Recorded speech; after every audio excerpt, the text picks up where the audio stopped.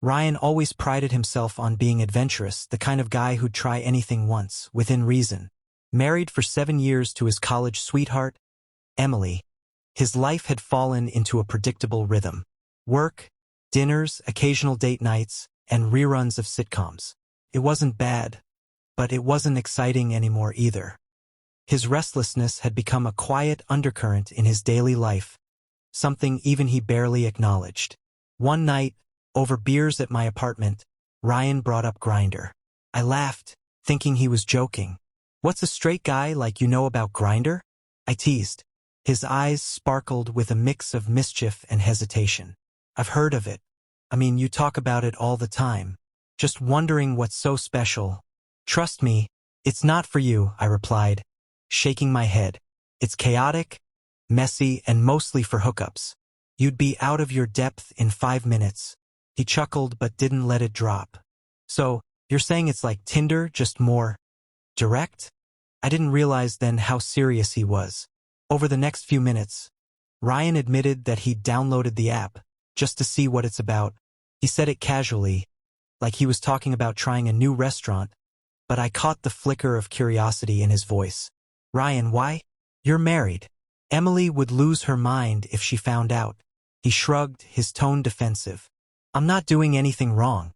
I'm not planning to meet anyone. It's just, I don't know, something different.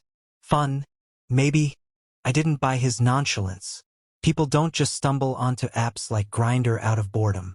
But I didn't push. Part of me found it amusing, and part of me didn't want to confront what this could mean for him or Emily. As the night went on, Ryan's curiosity only grew. He opened the app in front of me, scrolling through profiles and laughing at some of the bios. "This guy says he's looking for discreet fun. What does that even mean?" "It means exactly what you think it does," I said, trying to keep my voice light. Ryan's laughter masked a deeper intrigue. I could see it in the way his eyes lingered on certain profiles, the way he hesitated before swiping past someone who caught his attention. It was subtle, but it was there. "You're playing with fire.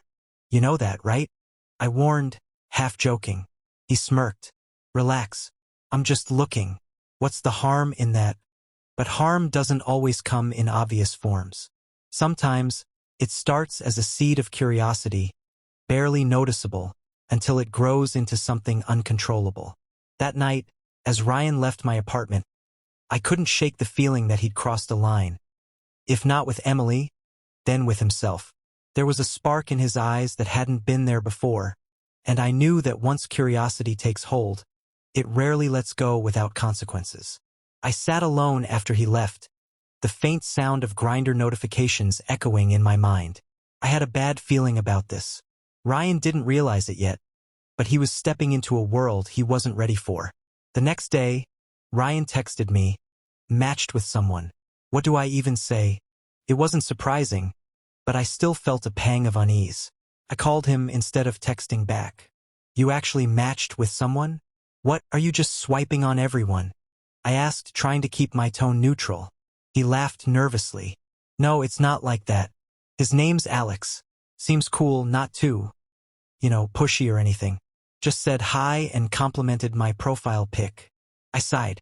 "Ryan, I don't know what you're looking for here, but this isn't harmless. You've got a wife at home." "It's not a big deal," he said quickly. "We're just chatting. It's not like I'm meeting him or anything." That excuse was thin, and we both knew it. But I decided not to push too hard. Instead, I listened as he told me about Alex, a man who was confident, funny, and just flirtatious enough to keep Ryan intrigued. The texts between them started innocently enough. Alex was playful, teasing Ryan about being new to the app. Ryan, in turn, played along, joking about how he was probably the most clueless guy on here.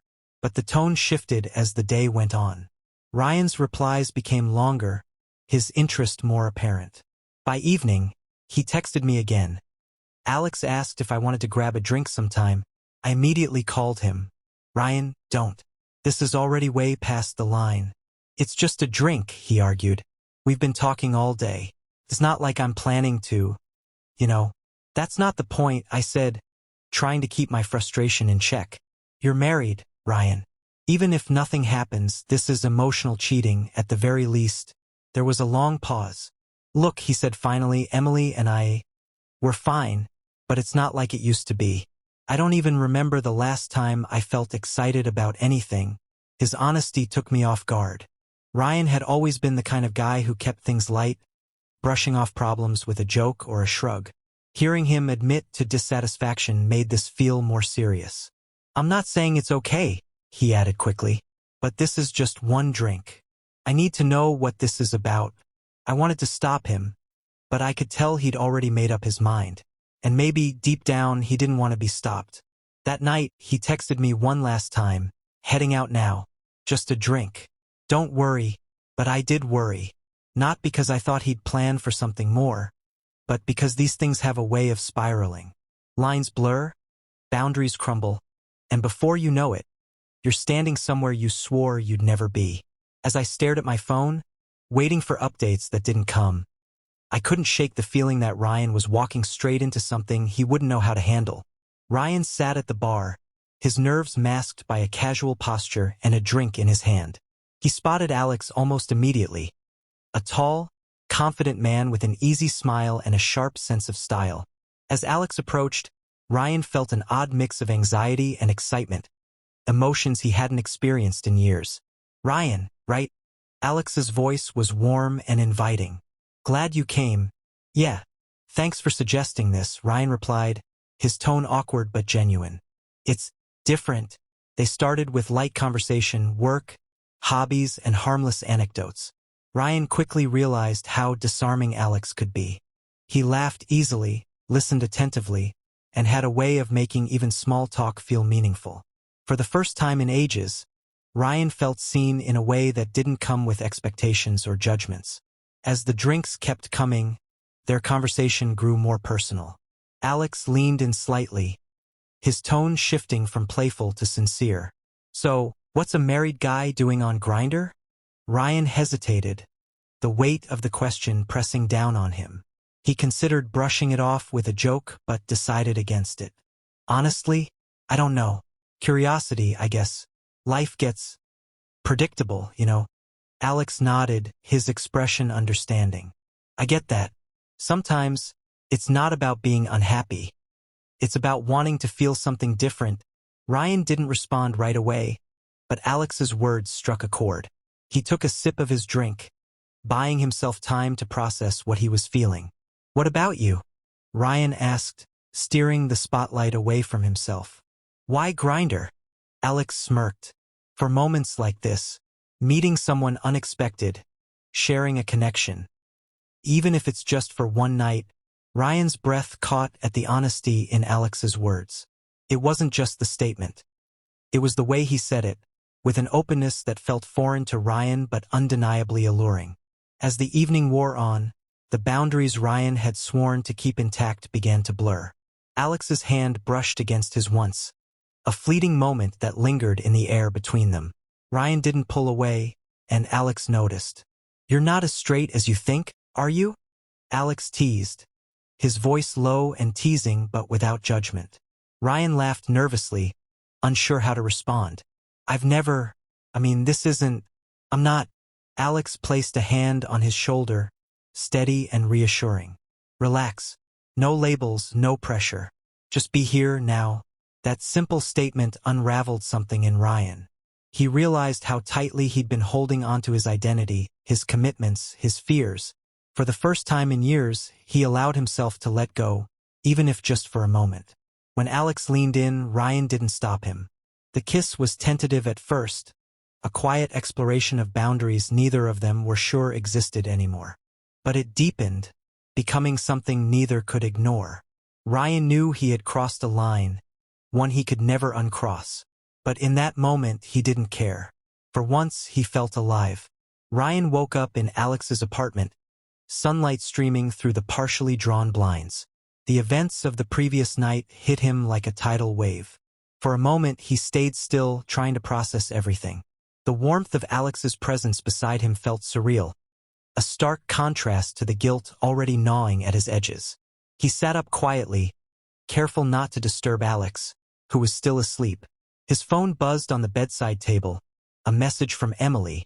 Morning, love. What time will you be home? Miss you. The weight of her words settled heavily in his chest, amplifying the conflict within him. Alex stirred awake, smiling softly. Good morning. Morning, Ryan replied, his voice quieter than usual. You okay? Alex asked, studying Ryan's expression. Yeah, Ryan lied. Just a lot to think about. Alex nodded knowingly, leaning back on the pillows. Last night doesn't have to mean anything more than what it was. You don't owe me anything, but that wasn't the problem. Ryan knew Alex wasn't asking for anything, and maybe that's what made it harder. What happened wasn't about Alex. It was about him, about what he'd been avoiding for years. He left shortly after, exchanging polite goodbyes and promises to stay in touch that neither truly believed. The walk to his car felt longer than usual, each step weighed down by the realization of what he'd done. At home, Emily greeted him with a warm smile and a kiss on the cheek, oblivious to the turmoil raging inside him. You were out late last night. Everything okay? Yeah, just caught up with some old friends, Ryan replied, forcing a smile. She didn't seem to suspect anything, but her trust only deepened the guilt. Later, Ryan called me. His voice was strained, heavy with emotion. I need to talk.